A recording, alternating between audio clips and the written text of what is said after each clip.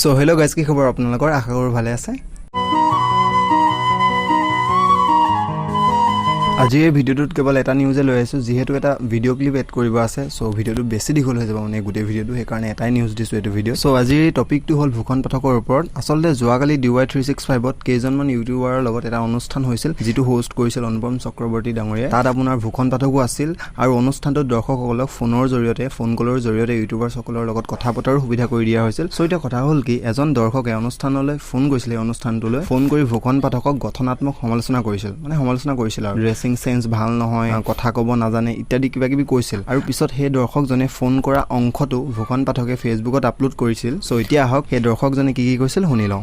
আমাৰ এজন সহযোগী উপস্থিত আছে ফোন লাইনত। হেল্ল', কোনে কৈছে অকণমান মনৰ কথা? হয়, মই নলবাৰীৰ পৰা কৈ আছো। হয়, অভিজিত শৰ্মা মোৰ নামটো। অভিজিত শৰ্মা, কওক। কথাটো হ'ল কি, মই আপোনাৰ তাত ইউটিউবাৰ কেইজন বহিছে, তেওঁলোকক মই প্ৰথম কথা হ'ল শুভেচ্ছা দিছো। তেওঁলোকে যে ইমান এটা মানে সুন্দৰভাৱে গোটেই ইমান দিন দীৰ্ঘদিন ধৰি ইউটিউব মানে তেওঁলোকে ব্লগ বিলাক বনাই চাই আছে। কিন্তু কথাটো হ'ল কি, আপোনাৰ কাষতে বহি আছে ভূষণ পাঠক বুলি এজন আছে, তেখেতে ইউটিউবাৰ হয়, তেওঁ পুৰণা। তেওঁ বিশেষকৈ আমাৰ যিখিনি অভিনেতা অভিনেত্ৰীসকলক প্ৰায় তেওঁ কভাৰেজ কৰা দেখিছো। আপুনি কেইটামান মুহূৰ্তৰ আগতে ক'লে যে মই আজিলৈকে তেওঁ ড্ৰেছিং যিটো চেন্স ইউটিউবাৰ বিলাক সকলোৱে ফ'ল' কৰে, আমাৰ নৱপ্ৰজন্মই বিশেষকৈ ফ'ল' কৰে। তেওঁ ড্ৰেছিং চেন্সটো আজিলৈকে মই মানে উন্নত মানৰ নেদেখিলো। ৰৈ থাকিব ফোনত, ৰৈ থাকিব, আপুনি কাটি নিদিব একদম। নাই ৰৈ থাকিব অভিজিত শৰ্মা, আপুনি ফোনত। আমি আকৌ কথা পাতিম, অনলাইন থাকিব। এইটো ডাঙৰ সমস্যা। অলপ আগতে উন্নত মানৰ ডেফিনেশ্যনটো অকণমান দিলে মই ভাল পাম। মই ভূষণ পাঠক ডাঙৰক এটা কথা মই ক্ৰিটিচাইজ কৰা নাই, তেওঁ আলোচনা কৰিছো গঠনমূলকভাৱে আপুনি ল'ব। আপোনাক আজিলৈকে মই বহুত আপুনি সাক্ষাৎকাৰ লৈছে, মই নাচাওঁ বুলি কোৱা নাই। কিন্তু মই আপোনাৰ যিবিলাক আপোনাৰ ড্ৰেছ পিন্ধে, আপোনাক মানে মই আপোনাক মানুহে সদায় যিটো আপুনি পিন্ধিব সেইটো লোকৰ আনে ভাল দেখিব লাগিব। মই ভাল দেখা নাই বুলি মই বহুতৰ লগত কথা পাতিছো। আপোনাক সেই বস্তু মানে একেবাৰে দৃষ্টিগোচৰ আপুনি যিবিলাক ড্ৰেছ পিন্ধে আৰু আপোনাৰ যিটো উপস্থাপন শৈলী, আপুনি যথেষ্ট দিন ধৰি লাইনটোত আছে কৰিছে। মই বহু অভিনেতা অভিনেত্ৰী আপুনি নজনা কথা আমাক জানে, তাৰ কাৰণে মই ধন্যবাদ জনাইছো। কিন্তু আপোনাৰ যিটো উপস্থাপন শৈলীটো একেবাৰে নিম্ন মানদণ্ডৰ। আপোনাৰ মানে ভাষাৰ যিটো প্ৰয়োগ, বহুতে ধৰক প্ৰথম অৱস্থাত অলপ ভাষাৰ প্ৰয়োগত মেজালি হলেও পিছলে সেইখিনি উন্নত কৰে, কিন্তু আপুনি একেবাৰে তৰল এটা মানে হেৰি লৈ আপুনি উপস্থাপন কৰে। গতিকে এই ক্ষেত্ৰত আপুনি বাহিৰৰ যিবিলাক অভিজিত শৰ্মা, আপুনি প্ৰয়োজনতকৈ বেছি হতাশ কৰিছে। তথাপি মই ভাবো ইমান নিম্নমানৰ নহয়, নহলে জনপ্ৰিয়তা ইমান অৰ্জন নকৰে। থেংক ইউ ছ' মাছ। আপোনাৰ কথাখিনি মই ল'ব চেষ্টা কৰিম নিশ্চয়। কিন্তু মোৰ আপোনাৰ কোনো ধৰি লওক আপোনাৰ নিউজ চেনেলৰ ধৰি লওক তেওঁলোকৰ অলপ শৈলীটো বেলেগ, মোৰ শৈলীটো আপোনাৰ একেবাৰে কেজুৱেল। আপোনাৰ ধৰি লওক মই কথা পাতি আছো তাত আপোনাৰ মই একেবাৰে একদম ৱেট থকা শব্দ ইউজ কৰিব মই নিবিচাৰো। তাৰমানে আপোনাৰ ইচ্ছাকৃতভাৱে তাৰ কাৰণে আপোনাক ধৰি লওক কিছু সংখ্যক দৰ্শকে আপোনাৰ বেয়া পাব পাৰে, কিন্তু মই আপোনাৰ একদম আপোনাৰ সাধাৰণ মানুহৰ নামনি অসমৰ ঠাচটোৰ মাজতে থাকিব বিচাৰে, হয় চ' তেনেকুৱা মই কৰিব বিচাৰো। আপোনাৰ একদম যে মই ভাবি চিন্তি এইটো এনেকুৱা টাইপৰ শব্দ, ৱেট থকা শব্দ কম, তেনেকুৱা টাইপৰ মই নকৰো। মানে গহীন গম্ভীৰ ভূষণ পাঠক ওলাব খোজা নাই, ওলালে সাধাৰণ মানুহ মই যেনেকৈ কমি যাব। এতিয়া মই বহি আছো ন, মই মনত যিটো কথা থাকে সেইটো কথাই মই ক'ব বিচাৰিম। মই আপোনাৰ বহুত ভাবি চিন্তি তেওঁক এইটো অমুক কিবা কিবি বহুত টান শব্দ তেনেকুৱা টাইপৰ মই ক'ব নিবিচাৰিম। চ' তাৰ কাৰণে কিছুমান সংখ্যক মানুহে মোক বেয়া পায়। মই ধৰি লওক নেচাৰেল যিখিনি কৰিব বিচাৰো, চ' সেইটো তাৰ মোৰ তেওঁলোকক ধন্যবাদ জনাওঁ। কিন্তু এই অভিজিত শৰ্মা তেখেত এজন আপোনাৰ ভাল অনুৰাগী।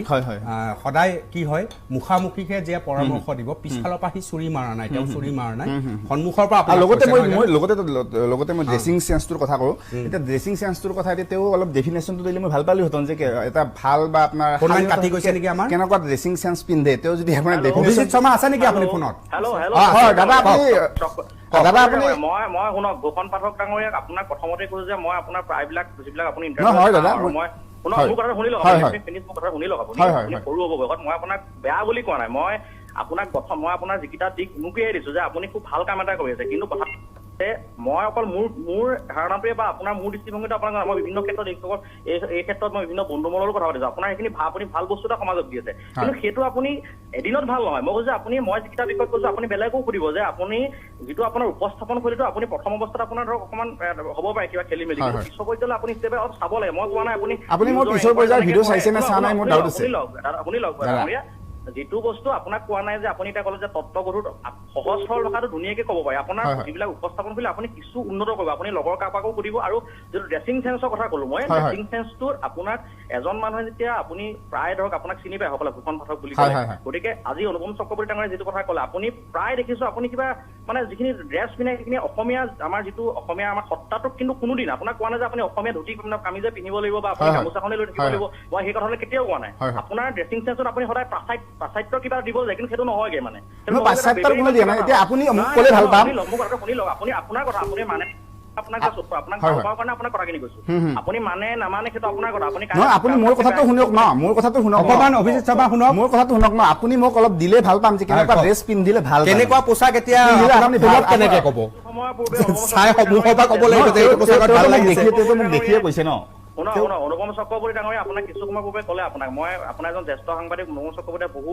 আজি ঠাই ঘূৰিছে অসমে নহয় আপোনাৰ ভাৰতবৰ্ষৰ বিভিন্ন ভাৰতৰ বাহিৰলৈ গৈছে গতিকে তেখেতে আপোনাক যিখিনি পৰামৰ্শ দিলে মই সেই কথাখিনি শুনি পেলাই মই অনুষ্ঠানটো চাই আছো তেওঁৰ পৰামৰ্শটো বেলেগ হয় নহয় মই সেইটোকে ক'ব গৈছো আপুনি আপোনাক কৈছে আপোনাক নিশ্চয় অভিজিৎ শৰ্মা আমাৰ হাতত সময় কম বহুত বহুত ধন্যবাদ ভূষণ পাঠকে এই ভিডিঅ' ক্লিপটো আপলোড কৰি কেপশ্যনত বহুত কথা লিখিছিল যিটোৰ পৰা আচলতে জানিব পৰা গৈছে যে দৰ্শকজনে ভূষণ পাঠকক ষড়যন্ত্ৰ কৰি সকলো দৰ্শকৰ আগত সেৱাৰ প্ৰতিপন্ন কৰিবলৈ তেনে কৰিছিল আপোনালোকে যদি ভূষণ পাঠকৰ সম্পূৰ্ণ কথাখিনি পঢ়িব বিচাৰে তেন্তে ডেছক্ৰিপশ্যনত যাব মই পোষ্টৰ লিংক দি দিম মানে পোষ্টৰ মতে কথা এইটোৱে আৰু দৰ্শকজনে প্লেনিং কৰি ভূষণ পাঠকক সকলো ৰাইজৰ আগত অসন্মান কৰিবলৈ তেনে কৰিছিল আপোনালোকে পিছে কি ভাবে কমেণ্ট কৰি জনাবচোন চ' গাইছ আজিলৈ ইমানে চেনেলটো যদি এতিয়ালৈকে ছাবস্ক্ৰাইব কৰা নাই কৰি লওক ছাবস্ক্ৰাইব আৰু লগতে এনেধৰণৰ ইউটিউব কমিউনিটিৰ লগতে আনবোৰ ছ'চিয়েল মিডিয়া প্লেটফৰ্মৰ নিউজবিলাক পাই থাকিবলৈ অসম ছ'চিয়েল মিডিয়া চেনেলটো ছাবস্ক্ৰাইব কৰি বেল আইকন টিপি অল কৰি ল'ব যাতে মই ভিডিঅ'বিলাক দিয়াৰ লগে লগে আপোনালোকে নটিফিকেশ্যন পায় থেংক ইউ